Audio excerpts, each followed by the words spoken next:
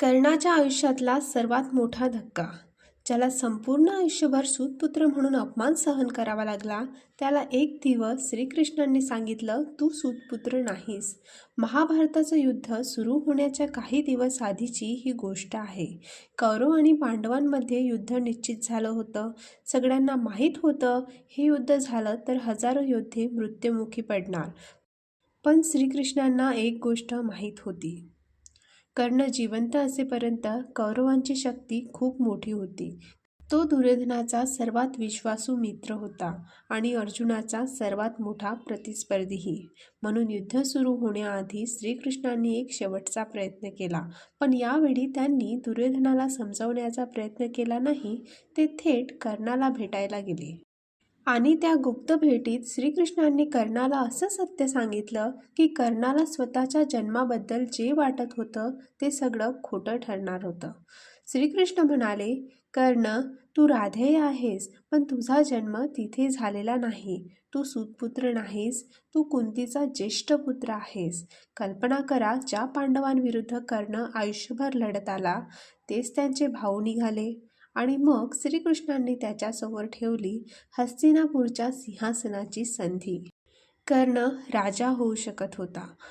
पांडव त्याचे भाऊ म्हणून त्याच्यासोबत उभे राहू शकत होते. द्रौपदीसह संपूर्ण पांडवकुळ त्याला स्वीकारू शकत होतं. मग कर्णाने ही संधी का नाकारली? त्याने दुर्योधनाला का सोडलं नाही? आणि श्रीकृष्णांशी झालेल्या त्या गुप्त भेटीनंतर कर्णाने कुंतीला असं कोणतं वचन दिलं ज्यामुळे युद्धानंतरही कुंतीचे 5 पुत्र जिवंत राहणार होते? ही आहे कृष्ण आणि कर्णाच्या त्या अविस्मरणीय गुप्त भेटीची कथा. चला तर जाणून घेऊया ही संपूर्ण कथा. महाभारताचं युद्ध आता अगदी जवळ आलं होतं. श्रीकृष्णांनी शांततेसाठी शेवटपर्यंत प्रयत्न केले. ते हस्तिनापुरात गेले. दुर्योधनाला समजावलं. पांडवांना त्यांचा योग्य हक्क देण्याची विनंती केली. संपूर्ण राज्य नको, फक्त 5 गावं द्या अशी मागणीही झाली. पण दुर्योधनाचा अहंकार कमी झाला नाही. शेवटी श्रीकृष्णांना समजलं आता युद्ध टाळणं जवळजवळ अशक्य आहे. पण युद्धात कोण जिंकेल याचा निर्णय केवळ पांडव आणि कौरवांच्या संख्येवर होणार नव्हता, कारण कौरवांच्या बाजूला एक योद्धा होता, कर्ण. कर्णाची कथा म्हणजे जन्मापासूनच्या संघर्षाची कथा. कुंतीला विवाहापूर्वी सूर्यदेवाच्या मंत्रामुळे एक पुत्र प्राप्त झाला होता. तो बालक जन्मतः कवच आणि कुंडलांसह जन्माला आला. पण अविवाहित असलेल्या कुंतीला समाजाची भीती होती. तिने त्या बालकाला एका पेटीत ठेवून नदीत सोडलं. तो बालक पुढे अधिरथ आणि राधा यांच्या हातात पोहोचला. त्यांनी त्याला आपल्या मुलाप्रमाणे वाढवलं, म्हणून तो झाला राधेय. पण समाजाने त्याला काय दिलं? त्याच्या कौशल्यापेक्षा त्याच्या जन्माला महत्त्व दिलं गेलं. आणि हीच जखम कर्णाच्या मनात आयुष्यभर राहिली. कर्णाला आपल्या सामर्थ्याची जाणीव होती. तो अर्जुनासारखा महान धनुर्धर बनू इच्छित होता. पण जेव्हा त्याने आपल्या कौशल्याचं प्रदर्शन केलं तेव्हा त्याच्या जन्माबद्दल प्रश्न विचारले गेले. त्याला अपमान सहन करावा लागला. त्या क्षणी दुर्योधन पुढे आला. दुर्योधनाने कर्णाला अंग देशाचा राजा घोषित केलं. ज्या क्षणी जग कर्णाला कमी लेखत होतं त्या क्षणी दुर्योधनाने त्याला सन्मान दिला. कर्णासाठी हा क्षण आयुष्यभराचा होता. त्याला वाटलं, जगाने मला नाकारलं पण दुर्योधनाने मला स्वीकारलं. आणि तिथून सुरू झाली कर्ण आणि दुर्योधनाची मैत्री. आता युद्ध जवळ आलं होतं. कृष्णांना माहीत होतं कर्ण हा दुर्योधनासाठी फक्त मित्र नाही, तो कौरवांच्या विजयाची एक मोठी आशा आहे. जर कर्णाने कौरवांची साथ सोडली तर युद्धाचं पारडं मोठ्या प्रमाणात पांडवांच्या बाजूने झुकू शकतं. पण श्रीकृष्णांचा उद्देश फक्त युद्ध जिंकणं नव्हतं. त्यांना कर्णाला त्याचं खरं स्वरूप सांगायचं होतं. म्हणून एक दिवस श्रीकृष्णांनी कर्णाला एकांतात बोलावलं. कर्णाला आश्चर्य वाटलं. तेव्हा श्रीकृष्ण म्हणाले, कर्ण, आज मी तुला अशी गोष्ट सांगणार आहे जी तुला तुझ्या स्वतःच्या आयुष्याबद्दल नव्याने विचार करायला भाग पाडेल.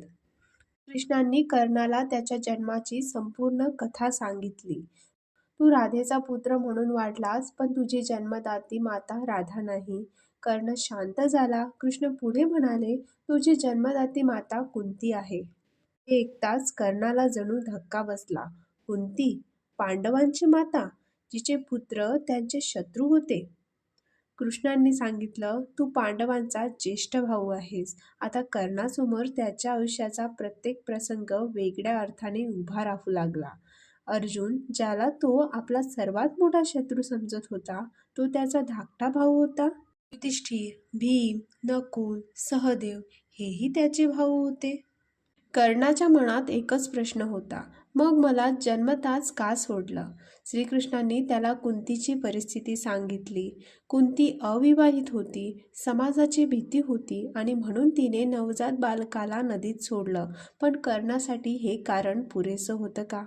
जन्मदात्री आईने सोडलं होतं, पण ज्यांनी त्याला वाढवलं, राधा आणि अधिरथ यांनी त्याला कधीही परक मानलं नव्हतं. म्हणून कर्णाच्या मनात एक मोठा संघर्ष सुरू झाला. रक्ताचं नातं विरुद्ध आयुष्यभराची माणुसकी. श्रीकृष्णांनी कर्णाला आता सांगितलं, तू पांडवांमध्ये सर्वात मोठा आहेस.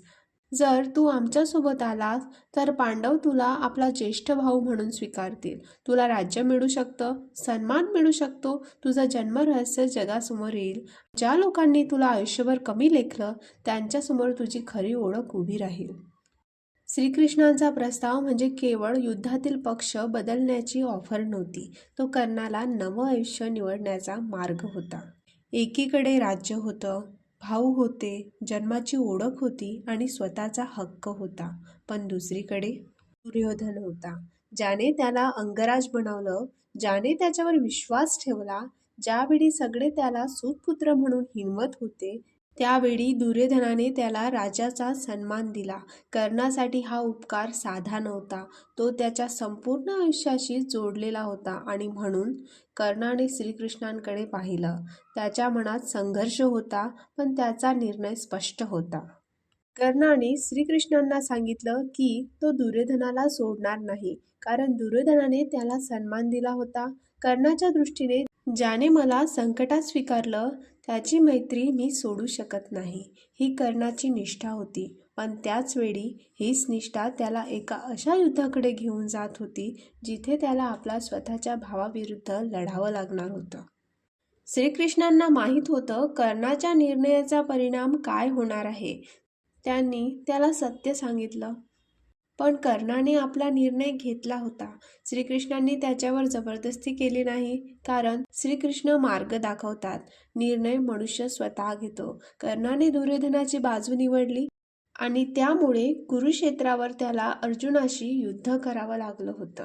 कर्णाला जन्माचं सत्य समजल्यानंतर कुंतीनेही त्याला भेटण्याचा निर्णय घेतला. ती कर्णासमोर आली. कुंतीने त्याला सांगितलं, कर्ण, तू माझा ज्येष्ठ पुत्र आहेस.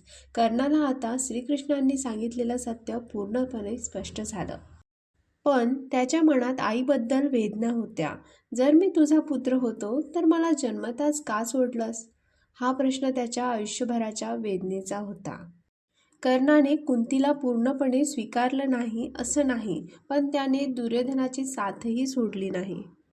मात्र त्याने कुंतीला एक मोठं वचन दिलं.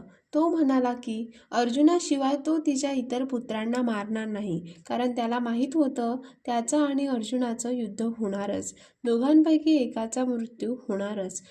म्हणून कर्णाने कुंतीला सांगितलं, तुझ्याकडे शेवटी 5 पुत्र असतील. जर अर्जुन जिंकला तर कर्णाशिवाय 5 पांडव जिवंत राहतील आणि जर कर्ण जिंकला तर कर्णासह 4 पांडव जिवंत राहतील.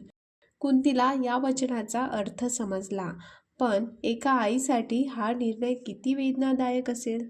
कर्णाच्या आयुष्यात अनेक शाप आणि संकटं आली होती. त्याला स्वतःच्या भविष्याची पूर्ण खात्री नसली तरी परिस्थिती किती भयंकर आहे याची जाणीव होती. तरीही त्याने युद्धाचा मार्ग सोडला नाही. त्याला माहीत होतं अर्जुनाशी अंतिम सामना अटळ आहे आणि शेवटी तो दिवस आला.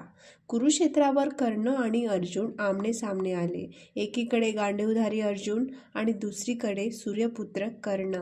दोघांच्या बाणांनी रणभूमी हादरली. पण नियती कर्णाच्या विरोधात उभी राहिली.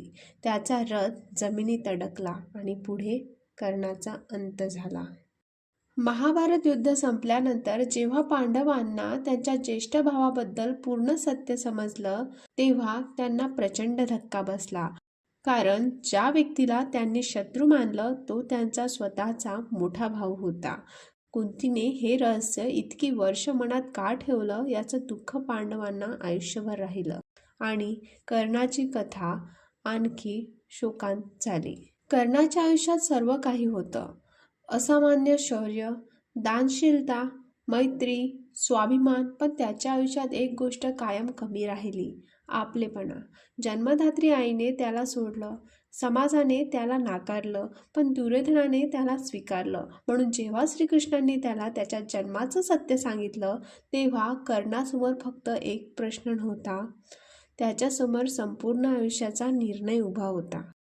तो आपल्या रक्ताच्या नात्यांकडे जाऊ शकत होता किंवा आपल्या मैत्रीच्या ऋणात राहू शकत होता, पण कर्णाने मैत्री निवडली.